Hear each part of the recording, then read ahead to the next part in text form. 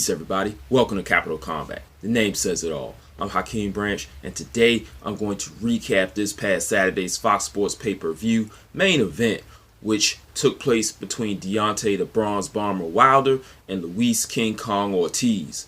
Now, if you caught Rob and I's preview video, please go back and do so. I'm going to put the link down below, where we talked about the tactical skills that each fighter would need to employ in order to win this fight.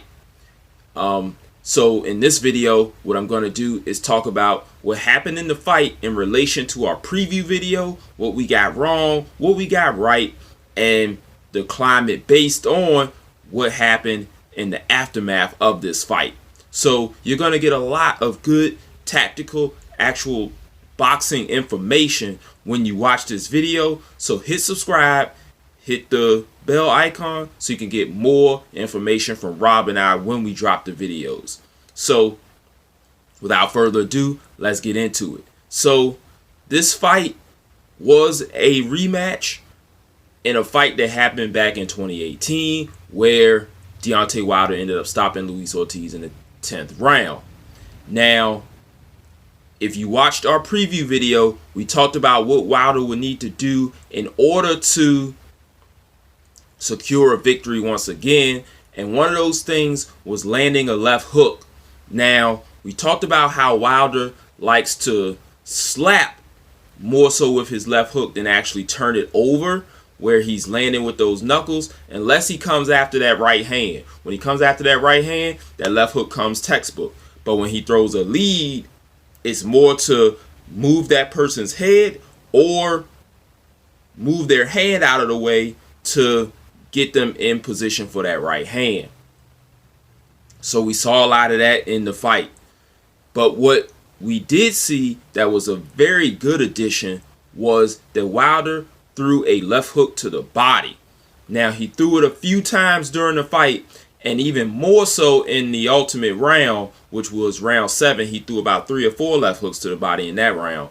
But we'll go through, breaking the rounds down as we go. So in the first round, this one was really negligible. There was not a lot of action, nothing to score. And it seems that a lot of people score Deontay Wilder fights like this. Is the guy still standing? Then he loses the round.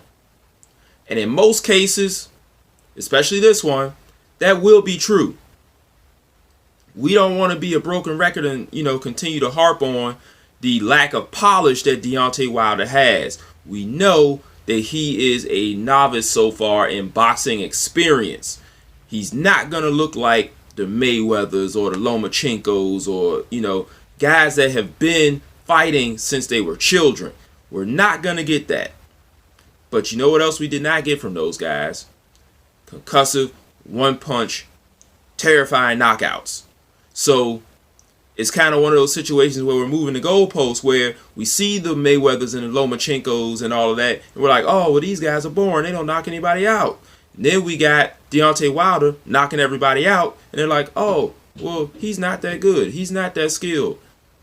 You guys got to decide what you want. So back to the fight. Ortiz, to me, took that round off of like one solid left hand. That's how much action we had to decide in that first round. And rightfully so, because both men were looking for the other man's Sunday punch.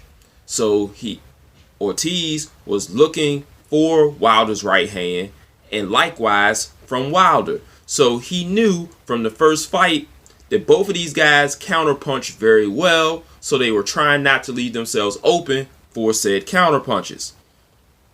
Which is why we got a lot of hesitation, a lot of feints, a lot of footwork placement, and things that most fans, even the hardcore ones, aren't going to notice is going on and may tend to think the fight is boring. But they're not noticing these guys trying to get their correct angles, trying to get their correct position, trying to draw out their opponent to land the perfect punch. Now keep that in mind as we talk about the knockout later on. So through the first 6 rounds, the only round I gave to Wilder was round 2. Some people may not have given him that. So most people had him either down 5-1 or 6-0, depending on, your preferences. I think Wilder landed a really good right hand in the second round, which I gave that round to him. The rest of the rounds, especially 4, 5, and 6, Luis Ortiz won off of pure activity. He landed a few clean punches, but Wilder, being so hesitant to get caught with those counters, was being very ineffective with his offense, and he rarely threw any right hands.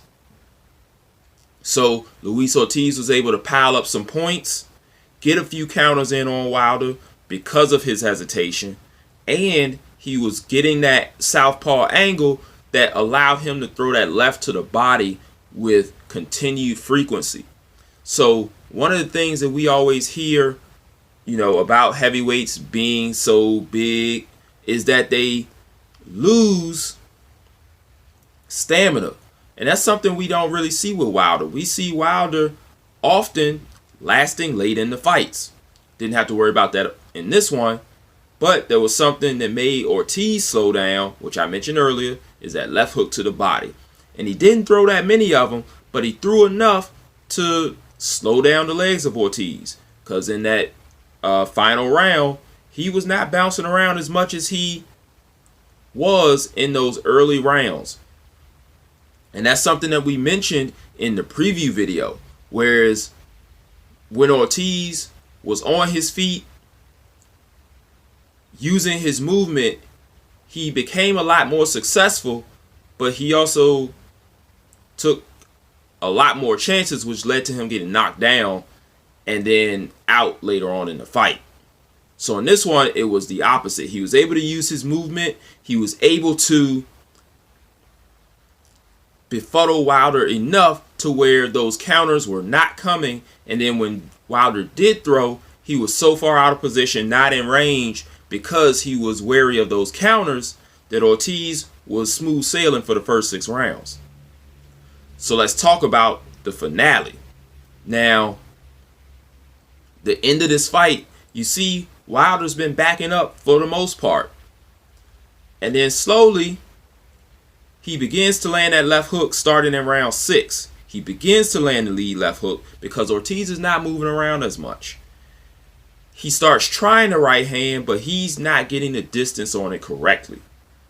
So there's a brief volley between the two at the end of the 6th round, probably about 30 seconds left, where Ortiz throws at him again.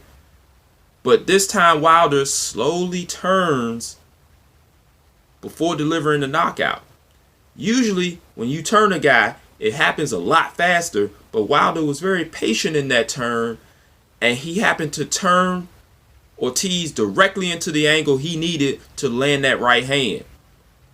Because as you could see, he's still kind of pawing with that left hook and just putting his left hand out there before he threw the fight-ending right hand, which was right down the middle, landed square on the face, I think right around the temple area. But like looking at it live, I was like, man, he hit him with another glancing blow and hurt him.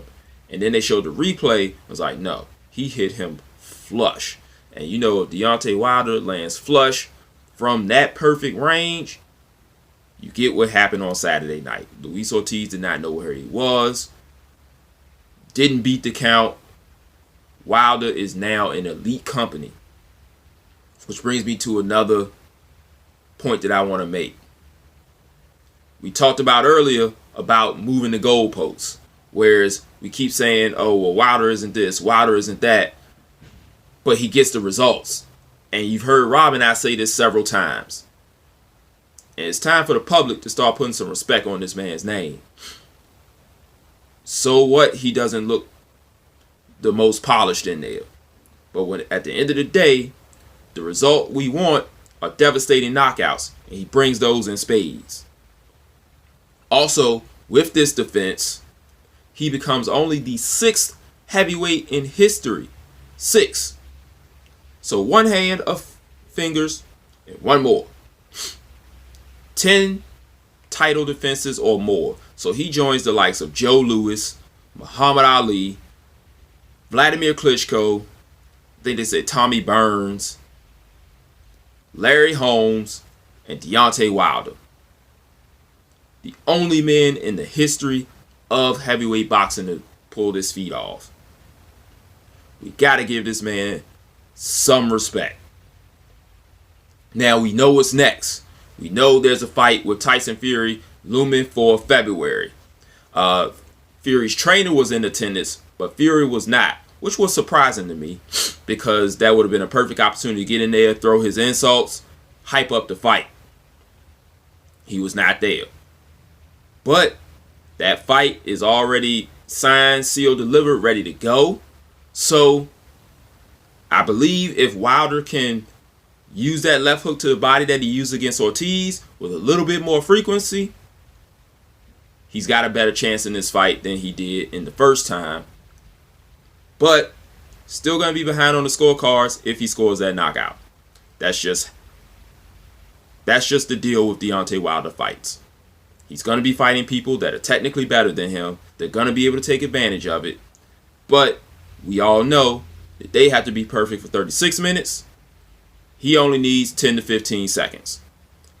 A few seconds to land that punch, and then the 10 seconds for the ref to count you out. So that's it, guys. Hope you liked the video. Make sure you hit the like button. If you made it this far, go ahead and hit the subscribe button because we got a lot more of actual boxing, in-ring action to talk about and not just personal experience and hyperbole. We're going to tell you exactly how he landed certain punches, not just he needs to land a big right hand. You know what I mean? Everybody knows that. But we just showed you what he did to land it instead of just he needed to land it and he landed it. So hit the subscribe button, share this with your friends, leave your thoughts below. Follow us on social media at Capital of Combat on all social media platforms. And we'll see you in the next video. Till then, fight on. This is round one and you've already lost. They don't seem to see that everything we've done is coming and cost. My fists are on fire, I perform till I perspire. My demons are in a rage, keep thinking that it's a game. I kick rhyme, hurricane, I told them I don't play, I'm liquid. Black Street Fighter.